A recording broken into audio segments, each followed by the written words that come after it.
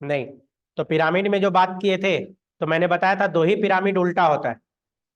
Number के basis पे tree ecosystem पलट जाता है, और बायोमास के बेसिस पे एक्वेटिक इकोसिस्टम जो पलट जाता है। तो नंबर के बेसिस पे ट्री इकोसिस्टम और बायोमास के बेसिस पे एक्वेटिक। बाकी जितना भी पिरामिड है, सारा पिरामिड क्या होता है, सीधा होता है। तो तीन तरह का पिरामिड आपको बताया था पिछले क्लास में, नंबर के बेसिस पे, बायोमास के बेसिस पे और एनर्जी के बेसिस पे। तो मैंने बोला था नंबर के बेसिस पे एगो पलटता है, ट्री इकोसिस्टम। बायोमास के बेसिस पे एक्वेटिक वाला पलट जाता है। नहीं। और मैंने बताया था एनर्जी के बेसिस पे कोई भी पिरामिड उल्टा नहीं होता है, सारा सीधा ही होता है, बोले तो अप राइट होता है। क्लियर, ये सब बताया था। क्योंकि एनर्जी का जब भी फ्लो होगा हाई टू लो होगा। तो यहां तक हम लोग पढ़ चुके थे। आज के क्लास में हम लोग को देखना है प्रोडक्टिविटी, कि प्रोडक्टिविटी क्या होता है। तो प्रोडक्टिविटी जो देखेंगे, किसका प्रोडक्टिविटी, हम लोग जो जनरली बात करते हैं, तो मैंने बताया था कि आपका पूरा लिविंग कंटेंट सिंगल लाइन पे चलेगा, जो अभी तक आपको बताया।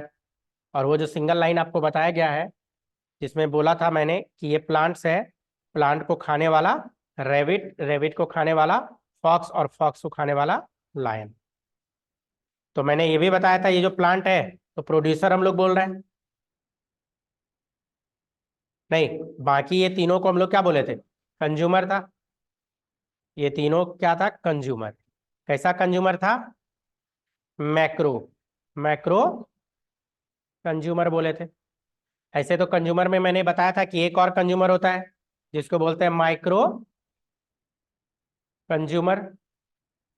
तो माइक्रो कंज्यूमर में हम लोग दो बात किए थे, एक बैक्टीरिया एंड फंजाई का। ये दोनों माइक्रो कंज्यूमर। मैंने ये मतलब कंज्यूमर, ये दोनों को मिला के ही हम लोग क्या बोलेंगे, कंज्यूमर है। ये सब बात किया हुआ हम लोग का। मैंने बताया था फूड चेन में हम लोग माइक्रो कंज्यूमर को इंक्लूड नहीं की। अगर करते तो कहाँ करते, सबसे टॉप पे करते। नहीं, अब जब फूड चेन में ही नहीं किए तो पिरामिड में भी नहीं किए। फूड चेन में नहीं है तो फूड वेब में नहीं है, और इवन पिरामिड में भी नहीं। जबकि मैंने बोला था कि एसेंशियल हमारे इकोसिस्टम का दो ही चीज है, एक प्रोड्यूसर हमारे इकोसिस्टम का एसेंशियल है, और दूसरा क्या बताया गया था, माइक्रो कंज्यूमर। ये दोनों हमारे इकोसिस्टम का क्या है, एसेंशियल है। इसके अलावा जो मैक्रो कंज्यूमर है वो हमारे इकोसिस्टम के लिए एसेंशियल नहीं है। ये सब बात किया था, बताया गया था आपको। फिर और भी बात किए थे, जैसे रेबिट को क्या बोले थे, प्राइमरी प्रोड्यूसर। नहीं, ये प्रोड्यूसर है। प्राइमरी कंज्यूमर बोला गया था, सेकेंडरी प्रोड्यूसर। प्रोड्यूसर में इसको सेकेंडरी बोले थे।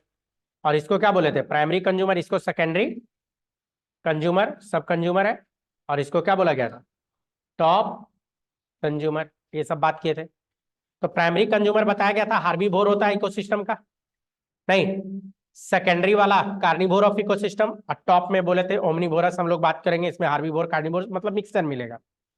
ये सब बात हम लोग पहले ही कर चुके हैं। मैंने ये भी बताया था हमारे इकोसिस्टम में जो एनर्जी का फ्लो होता है वो अल्टीमेटली सन का एनर्जी है, जो प्लांट लेता है एनर्जी को और उसी को कन्वर्ट करता है। और यही एनर्जी को प्लांट जो स्टोर किया था उसी को खा लेता है रेबिट। तो रेबिट के पास चला गया, रेबिट से कहाँ चला जाएगा, फॉक्स के पास, फॉक्स से लाइन के पास। ये सब बता दिया हो। उसके बाद जो हम लोग को आज के क्लास में बात करना है मेनली प्रोडक्टिविटी। तो प्रोडक्टिविटी पे जो बात करेंगे, तो हमारा जो आज का हेडिंग है, हेडिंग हमारा क्या है आज का, प्रोडक्टिविटी।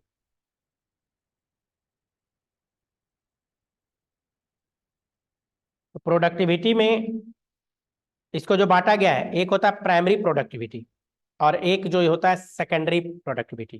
तो इसको जनरली जो हम लोग बात करें, दो ग्रुप में बांट दिया गया है, एक प्राइमरी और दूसरा क्या बांटा है, सेकेंडरी। तो अब प्रोडक्टिविटी में जो हम लोग बात करेंगे, तो क्या बोल रहे हैं, एक होता है प्राइमरी, प्राइमरी प्रोडक्टिविटी। ये प्राइमरी प्रोडक्टिविटी है। किसको बोलेंगे उस पर बात करते हैं। लेकिन एक और मैं क्या बोल रहा हूं, एक क्या होता है, सेकेंडरी, सेकेंडरी प्रोडक्टिविटी।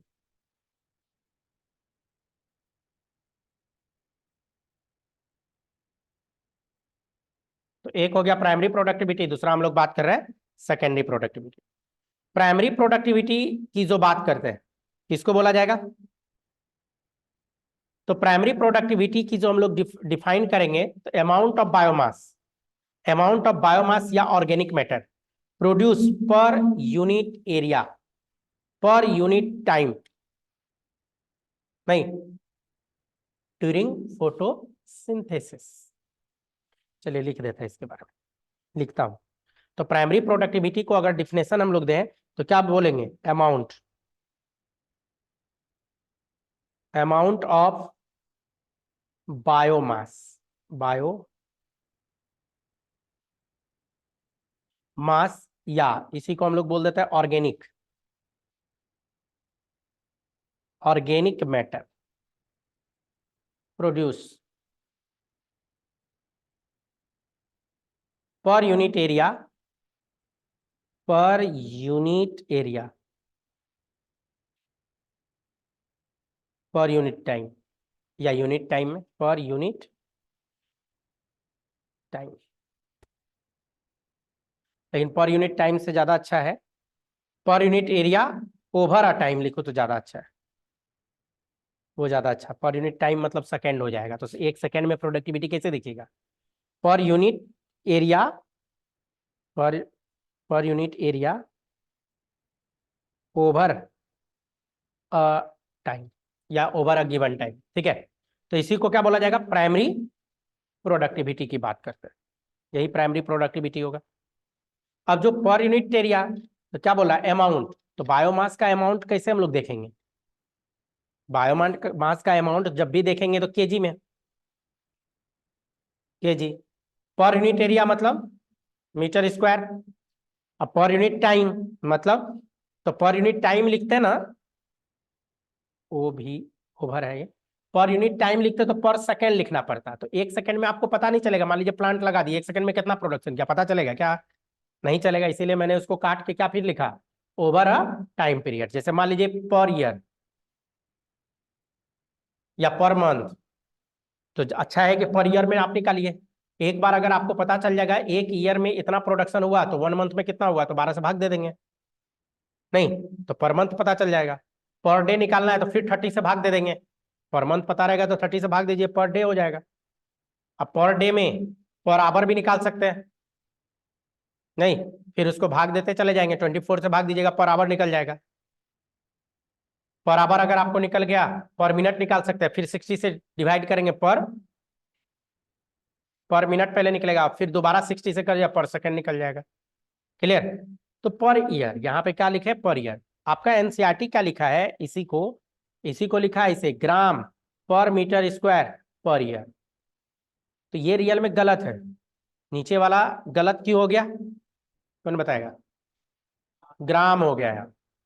अगर ग्राम में ही लिखना था तो यहाँ सेंटीमीटर लिखना पड़ता, क्या कि एक ऐसा ही तो ये भी ऐसा ही होना चाहिए। तो एनसीईआरटी यहाँ गलती कर गया है, एगो को ऐसा ही ले लिया, एगो को सीजीएस लिया है। एनसीईआरटी पढ़िएगा तो आपको मिलेगा, तो मैं उसको सुधार के लिख दिया हूँ, बट एग्जाम में आएगा तो थोड़ा ध्यान रखना है, क्या कि एग्जाम में वो एनसीईआरटी को ही फॉलो करेगा, तो उसी को सही मान के साथ चले, तो बनाते वक्त ध्यान दीजिएगा।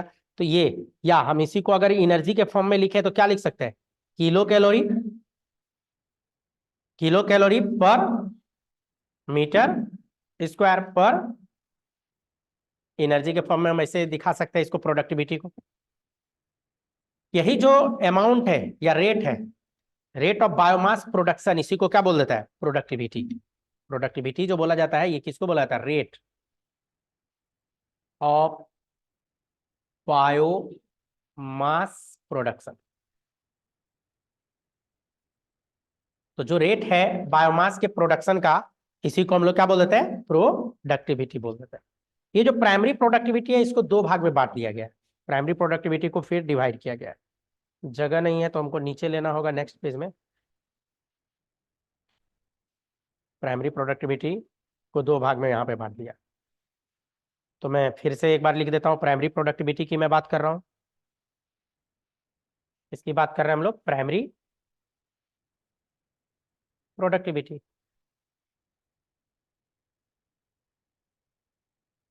और यही प्राइमरी प्रोडक्टिविटी को मैं क्या बोल रहा हूँ कि दो भाग में इसको बांटा गया प्राइमरी प्रोडक्टिविटी को।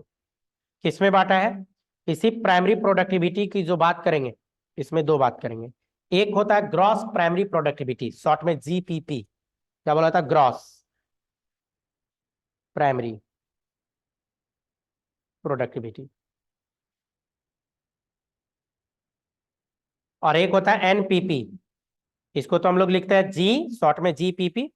और एक होता है net primary productivity, net primary productivity.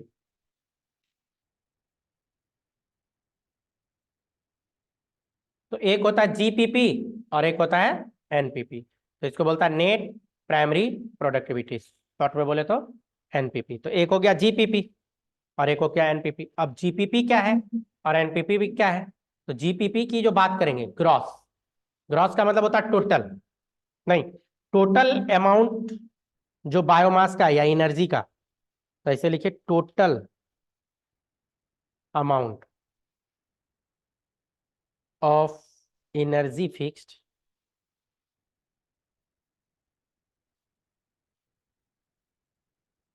In an ecosystem over a time period, या इन यूनिट, इसमें यूनिट टाइम भी लिख सकते हैं, is called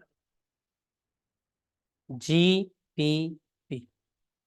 total amount energy का फिक्स जो कर रहा है, तो ग्रॉस, ग्रॉस प्राइमरी प्रोडक्टिविटी कहलाता है। नहीं, इसकी जो बात करते हैं, इसको टोटल या ग्रॉस या टोटल फोटोसिंथेसिस भी बोल सकते हैं, या इसी को हम लोग दूसरे तरीके से लिखे, it is also call total, कितना फोटोसिंथेसिस हुआ है, फोटोसिंथेसिस। तो जो टोटल फोटोसिंथेसिस की बात कर रहा है, तो फोटोसिंथेसिस कौन करता है? Plant, autotroph. तो ऑटोट्रॉप के द्वारा कितना फिक्स किया जा रहा है, नहीं, तो उसको क्या बोलते हैं? Gross, GPP, GPP. और जो दूसरा होता है एनपीपी, एनपीपी पे आइए। एन मतलब हो गया क्या? नेट। ये जो है इसका मतलब क्या हो जाता है? नेट। तो टोटल जितना है, तो टोटल में से नेट कितना बचाया, कहने का मतलब इसको लिखता है, it is the amount stored, it is the amount of store energy या organic matter, organic in plant tissue.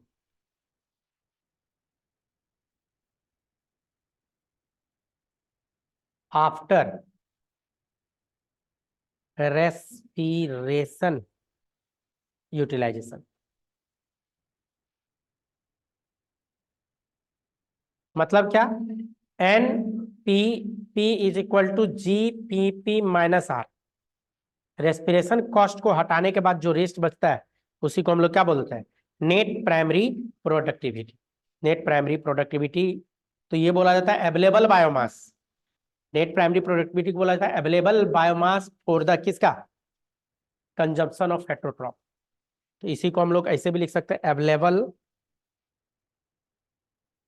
क्या बोला? Available, available biomass for the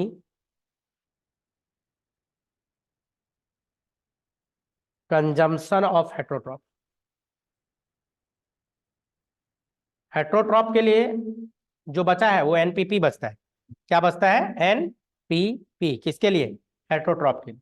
तो जरा सा देखिए, ये जो ग्रॉस और नेट की बात की है, लिखने का तो लिख दिए, लेकिन बहुत क्लियर अभी नहीं हुआ होगा आपको, मुझे पता है, क्या कि हम क्लियर किए ही नहीं है अभी, तो जस्ट कहिए कि कुछ टेक्स्ट सोचे लिख देते हैं। देखिए, ग्रॉस और नेट में कुछ समझना है तो आप ऐसे समझिए, जैसे सपोज कीजिए आपका इनकम 1 लाख रुपया पर मंथ है, आप 1 लाख रुपया कमा रहे हैं पर मंथ, ये आपका इनकम हो गया। तो जो इतना कमा रहे हैं ये आपका ग्रॉस है, टोटल इनकम। एक मंथ में जो आपने कमाया 1 लाख रुपया। तो अब क्या है कि 1 लाख जो आप कमाए, तो कमाए किस लिए? खाना भी खाना पड़ेगा जिंदा रहने के लिए। तो 1 लाख में मालूम चला 20,000 आपका खाना में खर्चा हो गया, नहीं मालूम चला 10,000 पढ़ाई लिखाई दिस दट में खर्चा हो गया, 30,000 ये गया। कपड़ा उपड़ा में 5,000, नहीं 35,000 खर्चा हो चुका है। और भी बहुत सारा हिडन खर्च सब है, नहीं ट्रांसपोर्टेशन में खर्च हो गया, चलिए 5,000 वो भी, तो 40,000। तो ये सब जो खर्च हो गया, कमाए तो 1 लाख थे, जो 1 लाख आप कमाए वही आपका ग्रॉस कहलाएगा, लेकिन कमाने के बाद जो खर्च करने के बाद जो बचाए वही आपका नेट कहलाएगा। तो जो खर्च हो गया तो जो कुछ बचेगा, तो जो बचेगा वही ना नेट कहलाएगा। तो नेट मतलब जो बचा लिया। तो हम लोग में क्या है, हम लोग का खर्च ज्यादा है, हम लोग को क्या चाहिए, खाना भी चाहिए, कपड़ा भी चाहिए, मकान भी चाहिए, शिक्षा भी चाहिए, बहुत सारा चीज चाहिए, नहीं लेकिन तो हम लोग को चाहिए, लेकिन जो प्लांट है तो प्लांट को केवल खाना चाहिए। प्लांट को देखे क्या कभी कपड़ा पहन ले है, टी शर्ट वी शर्ट लगा के घूम रहा है, स्वेटर जैकेट? कभी प्लांट को देखे अपना मकान बना रहा है, रूम बना रहा है, कमरा बना रहा है? कभी नहीं, नहीं ना उसको कपड़ा का जरूरत है, ना कमरा उमरा का, ना ट्रांसपोर्टेशन का। तो प्लांट क्या करता है, खर्च कम करता है, जितना कमाया तो उसमें खर्च प्लांट कम करता है, और यही रीजन है कि वो हम लोग के लिए मिल जाता है। अगर सोचिए प्लांट जितना कमाया था वो सारा खर्च कर लेता तो हम लोग को कुछ मिल पाता क्या, कुछ भी नहीं मिलता। प्लांट जितना कमाया अगर सारा खर्च कर लेता तो हम लोग को कुछ मिलने वाला नहीं था। तो प्लांट का खर्च कम है, ऑटोट्रॉप का खर्च कम है, और वही जो खर्च है उसको बोला था रेस्पिरेशन कॉस्ट। रेस्पिरेशन क्या, आर जो यहां लिखे रेस्पिरेशन कॉस्ट है। जो प्लांट ग्लूकोज बनाया था तो जब जरूरत होगा तो ग्लूकोज को तोड़ के एटीपी भी तो बनाएगा उसको जिंदा रहने के लिए। तो एटीपी भी बनाना है, एटीपी बनाने के लिए वो ग्लूकोज तोड़ेगा। तो बनाया मान लीजिए 100 kg था और तोड़ दिया 40 kg, तो बचा कितना, 60 kg। तो जो बचा वो कहलाएगा नेट, और जो टोटल बनाया था वो कहलाएगा ग्रॉस। अब समझ में आया ग्रॉस और नेट। इसीलिए मैंने क्या लिखा ग्रॉस में, मैंने क्या लिखा ग्रॉस में, लिखा total amount of energy fixed in an ecosystem in unit time. यहां यूनिट टाइम लिख दी क्या कि यहां पर सेकंड आप निकाल सकते, वही कहलाएगा क्या, ग्रॉस। टोटल अमाउंट जो फिक्स किया गया तो वो कहलाएगा ग्रॉस। और नेट किसको बोले, तो अमाउंट जो रेस्ट बच गया तो लिखा मैंने it is the amount of store organic matter, जो बचेगा वही ना स्टोर करेगा। कमाए 1 लाख, खर्चा कर दिए 40, 60,000 बच रहा था तो बैंक में स्टोर। तो store, store organic matter in plant tissue after respiration utilization या कॉस्ट, तो इसको क्या बोल दिया, एनपीपी। और जो रखा जो बचाया वही नेक्स्ट के लिए अवेलेबल होगा। तो ऑटोट्रॉप के बाद क्या आ जाता है, हेट्रोट्रॉप। तो हेट्रोट्रॉप के लिए क्या बचेगा, एनपीपी। जीपीपी वाला में से तो खर्चा कर लिया, तो जो हेट्रोट्रॉप के ऑटोट्रॉप के बाद हेट्रोट्रॉप के लिए बचेगा तो वो क्या बचेगा, क्लियर। ऐसे तो एक टर्म और होता है, मेन यही दो है। एक टर्म और आता है नेट कम्युनिटी प्रोडक्टिविटी, एनसीपी बोला जाता है। चलिए उसको भी लिख ही देते हैं। तो एक काम करते हैं, एरो नीचे ले लेते हैं। ऐसे मेनली यही दो को, कम्युनिटी वाला बहुत कम नहीं के बराबर पूछता है। एक और होता है, तो क्या बोल देता है, net community, CAMMU neat productivity. Net community productivity मतलब पूरे कम्युनिटी मिलके कितना प्रोडक्शन किया, नहीं। तो इसको जो लिखता है the rate of storage of organic matter किसके द्वारा, नॉट यूज्ड बाय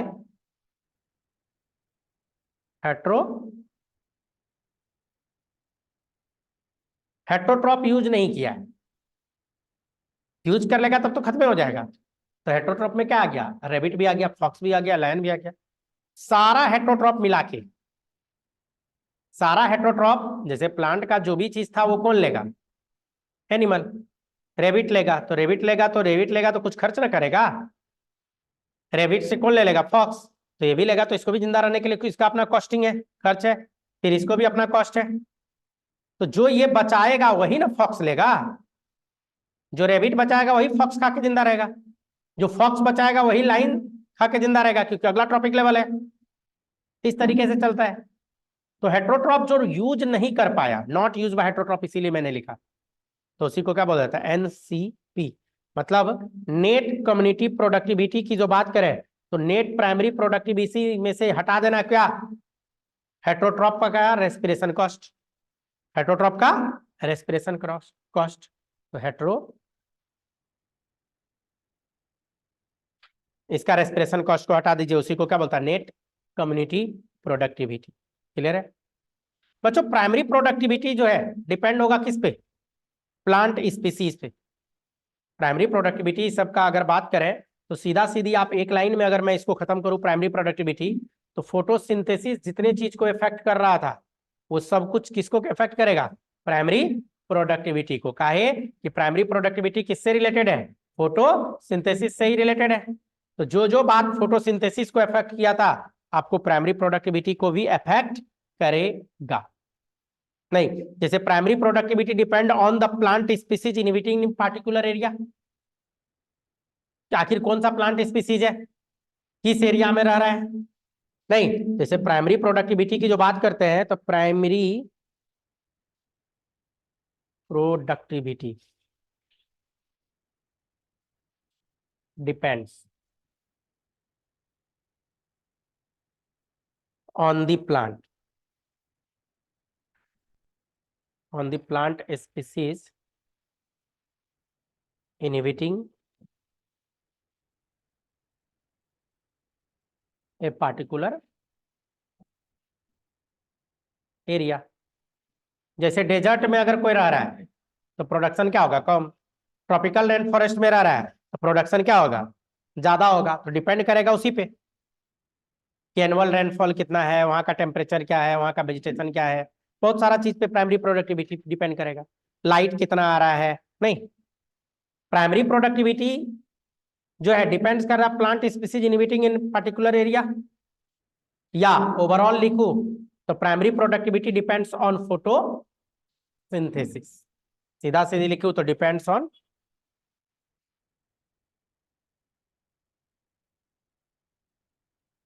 फोटो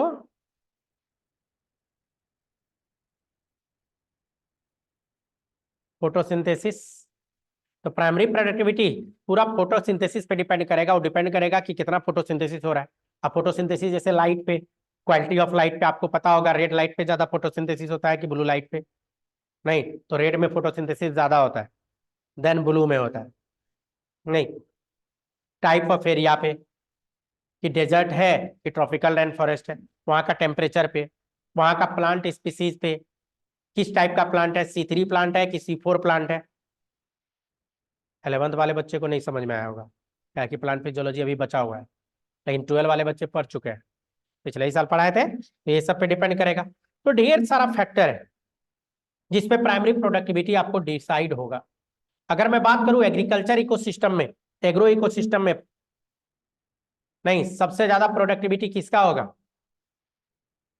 बताया हुआ है, शुगर कैन, गन्ना। चलो अब ये बताओ गन्ना का कहाँ होगा? क्या है? गैस। कैश। कैश क्रॉप तो है कि काट के बेच दिए तुरंत पैसा मिल जाता है, वो वाला बात नहीं। गन्ना का प्रोडक्टिविटी ज्यादा क्यों?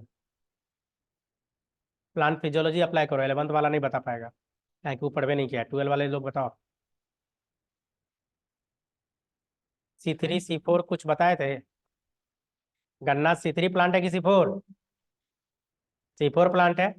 C3 से ज्यादा एडवांस होता है C4। प्रोडक्टिविटी किसका ज्यादा होगा? C4 का।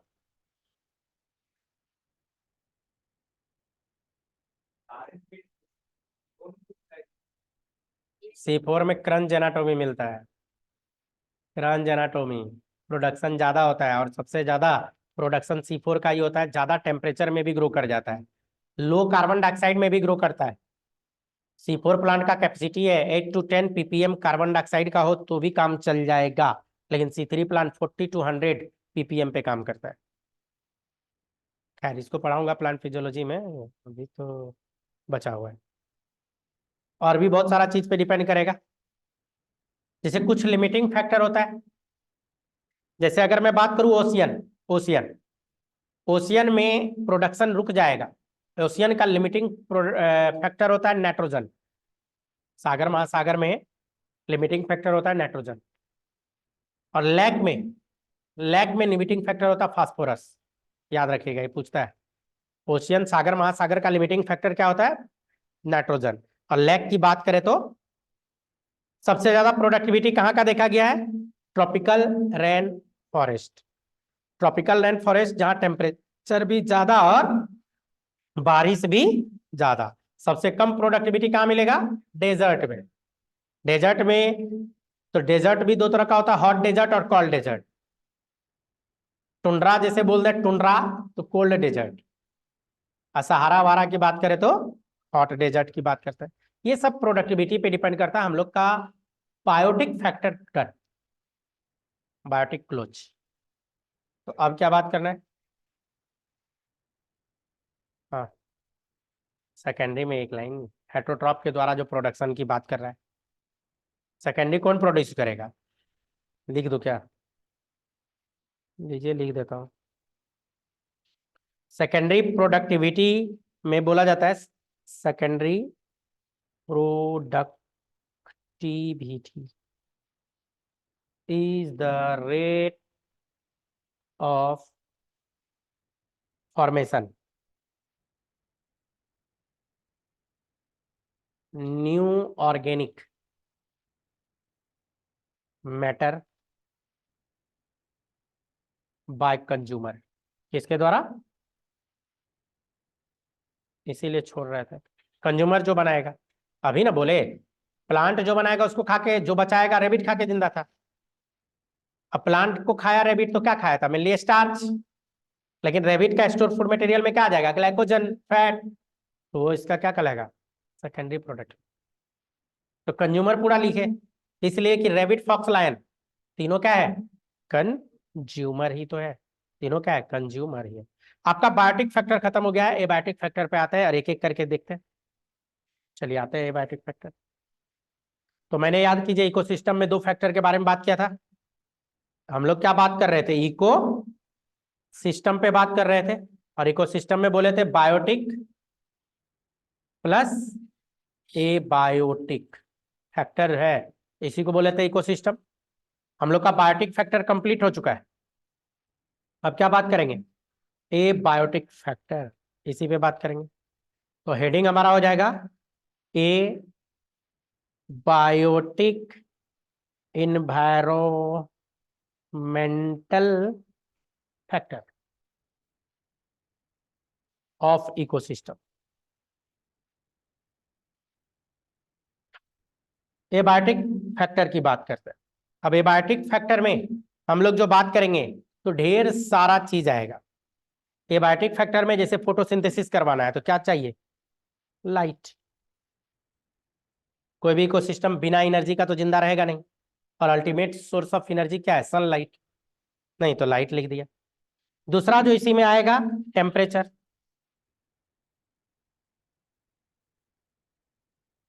तीसरा जो इसी में हम लोग बात करेंगे सॉइल, इस सब के बारे में बात करेंगे।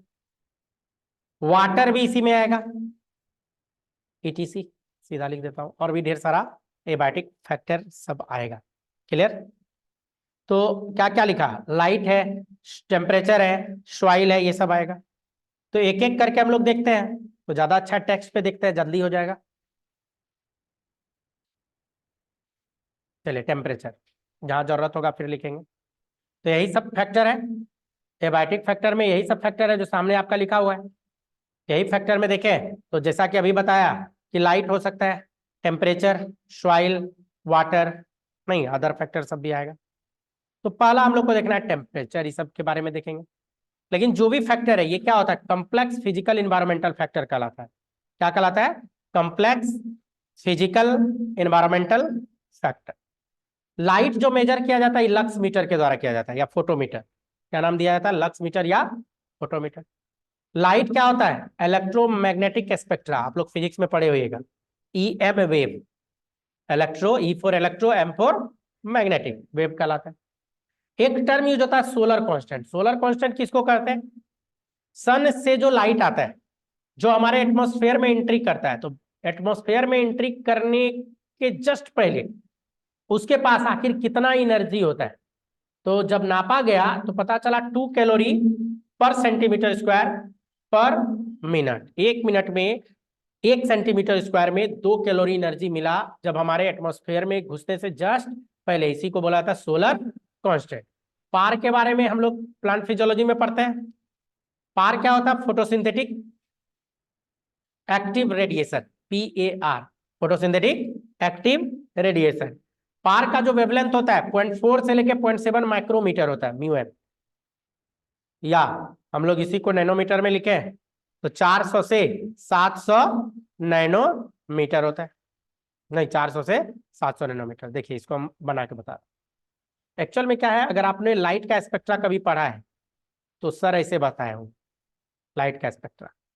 उसमें बताए होंगे कि अगर मैं 0.4 माइक्रोमीटर से लूं तो 0.7 माइक्रोमीटर, ये होता है विजिबल लाइट का रेंज। ये क्या होता है, हम लोग इसी को बोलते हैं विजिबल लाइट। क्या बोला जाता है, विजिबल लाइट की बात करते हैं, तो विजिबल लाइट का है। और इसी में जो अगर बात करें तो विबजियोर, VIBGYOR, विबजियोर यही होता है। नहीं, ये वेवलेंथ बता रहा है 0.4 नैनोमीटर, क्या बता रहा है, लेमडा वेवलेंथ। तो 0.4 माइक्रोमीटर बोलिए या इसी को नैनोमीटर में लिखिएगा तो आपको 400 नैनोमीटर बोलना पड़ेगा। अगर मैं इसी चीज को नैनोमीटर में लिख दूं तो 400 नैनोमीटर से लेके 700 नैनोमीटर। और अगर एंगस्ट्रॉन में लिख दे इसी को तो ऐसे भी लिखा जा सकता है 4000 एंगस्ट्रॉन से लेके 7000 एंगस्ट्रॉन। तो बात बराबर है। तो आपको नैनोमीटर में याद है तो माइक्रोमीटर में चेंज कर लीजिए, माइक्रो में याद है तो एंगस्ट्रॉन में, जिसमें भी चेंज करना है। अब देखिए ये विजिबल लाइट का रेंज है, और यही विजिबल लाइट में क्या होता है, फोटोसिंथेसिस। जो मेन फोटोसिंथेसिस होता है कहाँ होता है, विजिबल लाइट में। इसीलिए यहां से यहां तक के को क्या बोला था, photosynthetic active radiation, PAR, photosynthesis करने वाला रेडिएशन। विजिबल लाइट में ही फोटोसिंथेसिस होता है। लेकिन विजिबल लाइट की जो हम लोग बात कर रहे हैं, इससे पहले का लाइट, विजिबल लाइट से अगर पहले की बात करें हम तो कहां तक, 0.1 माइक्रोमीटर तक ये होता है अल्ट्रा वायलेट रेडिएशन। यहां से यहां तक क्या बोला जाता है, UV लाइट, अल्ट्रा वायलेट। तो इसको भी आप चेंज कर सकते हैं, UV लाइट का अगर हम लोग नैनोमीटर में लिखें तो क्या हो जाएगा, 100 नैनोमीटर से लेके 400 नैनोमीटर।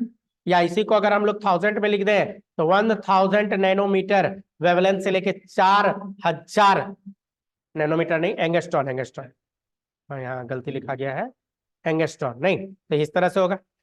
अब यूवी लाइट को भी बांट दिया गया है, यूवी लाइट को फिर बांटा है।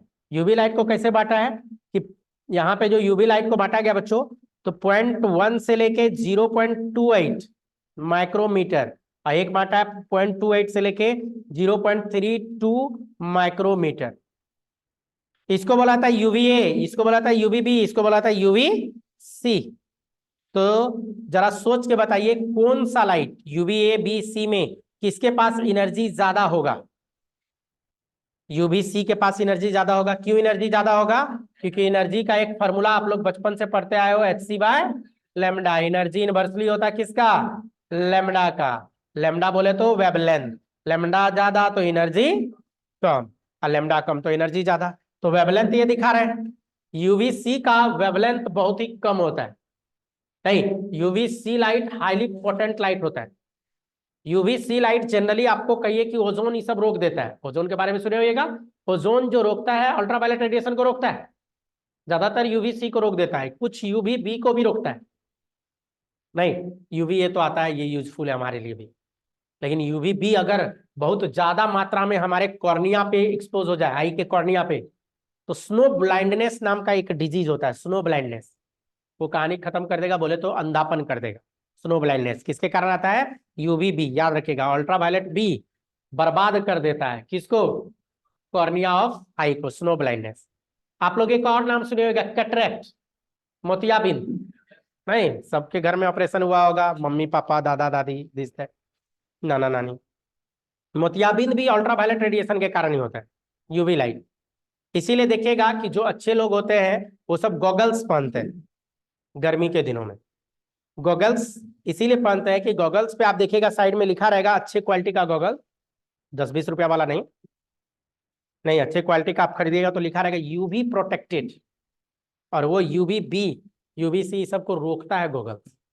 तो गॉगल्स पहनना अच्छी बात, बट क्या है, बिहार में गॉगल्स पहनिएगा तो बोलेगा स्टाइल मार रहा है, स्टाइल मार रहा है।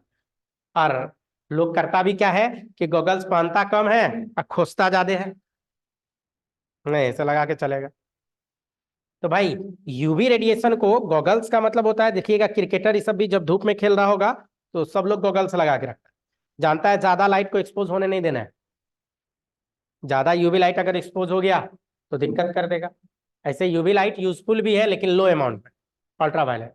फिर इससे भी कम पोटेंट का लाइट इधर आ जाएगा, स्पेक्ट्रा ऑफ लाइट जब पढ़िएगा तब आपको पता चलेगा इससे पहले क्या उसके बाद क्या।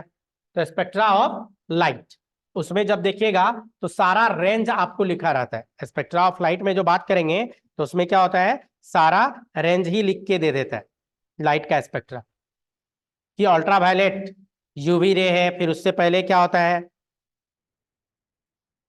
नहीं। तो लाइट का स्पेक्ट्रा आप लोग फिजिक्स में सर आपको पढ़ाए जरूर होंगे, फिजिक्स में पता नहीं आप लोग पढ़े हैं कि नहीं, तो फिजिक्स में सर आपको जरूर पढ़ाए होंगे। तो अल्ट्रावायलेट रेडिएशन, उससे पहले एक्सरे, गामा रे, ये सब आ जाता है, पोटेंट होता है। खाली हम हल्का सा एक ये आइडिया दे देते हैं, इसी से जैसे यूवी लाइट से पहले क्या आ जाता है, एक्सरे की हम लोग बात करते हैं, एक्सरे होता है। एक्सरे से पहले क्या आ जाता है, gamma, gamma ray. Gamma ray बहुत ही पोटेंट हो जाता है, बहुत ही ज्यादा डेंजरस हो जाता है। और जो विजिबल लाइट का रेंज है, विजिबल लाइट के रेंज के बाद जो आप आगे बढ़िएगा तो इसी में क्या आएगा, इंफ्रारेड, इंफ्रारेड आता है। नहीं, इंफ्रारेड से जो और आगे आइएगा, इंफ्रारेड से रेडियो वेव, रेडियो, ऐसे रेडियो में ही सब आ गया। अलग अलग फिजिक्स वाले सर करेंगे, रडार का है, एफएम है, एएम है, दिस दैट करता है, नहीं टीवी वेव होता है, सब करते करते आता है। तो कहने का मतलब वेवलेंथ बढ़ता चला जा रहा है। हमको मतलब है किससे, फोटोसिंथेटिक एक्टिव रेडिएशन, जिसको हम लोग क्या बोलते हैं, पार।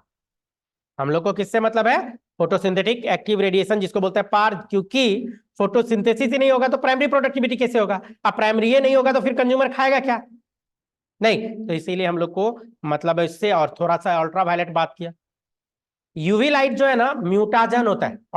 अल्ट्रावायलेट रेडिएशन को क्या बोला जाता है, म्यूटाजन, म्यूटेशन का काउज करता है। प्रोकार्योट का काल होता है, प्रोकार्योट को मरवा देगा। बैक्टीरिया बैक्टीरिया अगर यूवी लाइट में 15 मिनट एक्सपोज कर दीजिए, मर जाएगा। और यही रीजन है कि बैक्टीरिया डार्क और ह्यूमिड प्लेस पे रहना पसंद करता है। बैक्टीरिया देखिएगा ज्यादातर सॉइल के अंदर रहेगा, सॉइल में अंदर, ऊपर वाला सॉइल में नहीं, थोड़ा सा घुस जाएगा। बैक्टीरिया हमारे बॉडी में आर्मपिट रीजन में ज्यादा होता है, क्योंकि वो रीजन डार्क रीजन होता है। नहीं, आर्मपिट रीजन इस सब में ज्यादा होगा, हमारे इंटेस्टाइन सब में मिल जाएगा आपको। फिर बैक्टीरिया जो है हमारा लोअर एब्डोमेन जो है, या रिप्रोडक्टिव जो पार्ट सब होता है, तो जनरली क्या करते हैं हम लोग, कि कहिए कि 24 आवर वहां पे हम लोग कपड़ा उपड़ा पहन के रहते हैं। तो कपड़ा उपड़ा पहन के रहता है तो लाइट को रोके हुए हैं उसको, लाइट नहीं जा रहा है तो वहां पे क्या हो जाता है कि बैक्टीरिया बड़ी तेजी से ग्रो करता है। जैसे ह्यूमन फीमेल के वेजाइना इस सब में आप लोग को पढ़ाया हुआ है, डॉर्डेलिन बेसिला ये सब, कि डार्क प्लेस भी है, मॉइस्ट भी है, फूड भी मिल जा रहा है। तो कहने का मतलब डार्क और ह्यूमिड प्लेस बैक्टीरिया ज्यादा खोजता है, क्योंकि वो सब जगह पे अल्ट्रावायलेट रेडिएशन जनरली नहीं पहुंच पाता है। लेकिन अगर पहुंच जाए तो मरवा देगा। तो यूवी लाइट हम लोग को भी मारता है, अगर ज्यादा एक्सपोजर हो जाए तो हम लोग भी मरेंगे। आप देखे होइएगा कि कपड़ा जो है हम लोग का, कपड़ा, कपड़ा आप सुखाइए एक धूप में और एक ठंडे में, रूम में, तो रूम वाला कपड़ा आपका स्मेल करने लगेगा। लेकिन वैसा कपड़ा जो आप धूप में सुखाइएगा वो स्मेल नहीं करेगा। क्यों, क्योंकि वहां पे यूवी रेडिएशन जो आया तो वहां पे उसको मार देता है। क्लियर है। एक होता है एल्बिडो वैल्यू। एल्बिडो वैल्यू क्या होता है, एल्बिडो वैल्यू बोले तो जस्ट लाइक